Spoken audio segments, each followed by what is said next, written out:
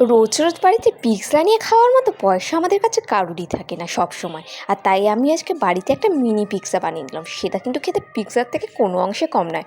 তার জন্য আমি নিয়ে নিচ্ছি এরকম আলুগুলোকে আমি ছোটো গ্রেটারে করে ঝিরি করে ঘষে নিচ্ছি, মানে গ্রেট করে নিচ্ছি। এরপর আলুগুলোকে ভালো করে ধুয়ে নিতে হবে। ধুয়ে নেওয়ার পর কী করবে সেটা দেখো। এর সাথে মেন ইনগ্রিডিয়েন্টস কিন্তু পাউরুটিটা নিতেই হবে, সেটা ময়দার হোক কিংবা আটার। পাউরুটিগুলোকে ভালো করে কুচি দিয়ে আলুটার মধ্যে মেখে নিতে হবে। আর তার সাথে কয়েকটা স্পাইসেস অ্যাড করতে হবে। বাড়িতে ঘরোয়া যা মশলা থাকবে সেগুলো দিয়ে দেবে তুই অবশ্যই।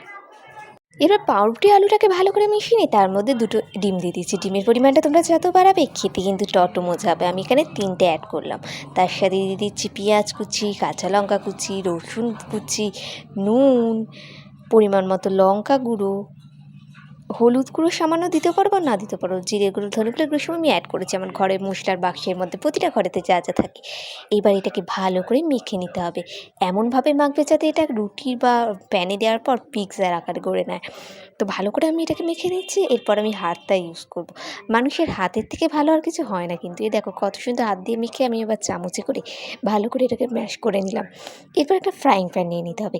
তারপর তার মধ্যে অল্প একটুখানি তেল দিতে হবে। দিয়ে যেটা মিশ্রণটা ছিল সেটাকে আমি ফ্রাইং প্যানে দিয়ে দিলাম। কিন্তু গ্যাসের ফ্লেমটা অবশ্যই কম রাখতে হবে, না হলে কিন্তু এটা হবে না। ভালো করে চামচে করে এটাকে সেরকম করে গোল করে দিয়ে দিতে হবে, ঠিক যেন গোল বাটির আকারের রুটি। কিন্তু খুব সুন্দর করে এরকম করে ফ্ল্যাট করে পেতে দিলাম। এরপরে পিৎজাতে কী লাগে বলো তো বন্ধুরা? বুঝতে পেরেছি। এরপরে এটাকে ভালো করে এক পিঠ হয়ে গেলে কীরকম কায়দা করে একটা থালা দিয়ে অন্য পিঠটা উল্টে দিতে হবে। খবরদার খুন্তি দিয়ে যেন উল্টাতে যেও না, তাহলে কিন্তু কেলেঙ্কারি কাণ্ড হয়ে যাবে বটে। এরপর দেখো এই পিঠ ভেজে নিলাম। তারপর পিৎজার মেন উপকরণ আমাদের চিজ, সেটাকে এর মধ্যে গ্রেট করে দিয়ে দিলাম। হোয়াইট চিজ, তোমরা এখানে মোজারেলা বা প্যানকো যেটা পাওয়া যায় সেটাও দিতে পারো। তার উপর পেঁয়াজ কুচি, ক্যাপসিকাম, রেড ইয়েলো যা পাবে, এর সাথে টমেটো কুচি, অলিভ সবই অ্যাড করে যেতে পারে। আমি এখানে আমার ঘরে যা সবজি ছিল সেগুলো অ্যাড করে দিয়েছি। সবজিটা সম্পূর্ণ মানুষের পছন্দ মতো। তোমরা এর সাথে মাশরুম অ্যাড করতে পারো, পনিরও দিতে পারো। তার উপরে আমি আরও কিছুটা চিজ গ্রেট করে দিলাম। তারপর 5 থেকে 10 মিনিট জাস্ট ঢাকনা দিয়ে ওভেনের মধ্যে রেখে দেবো।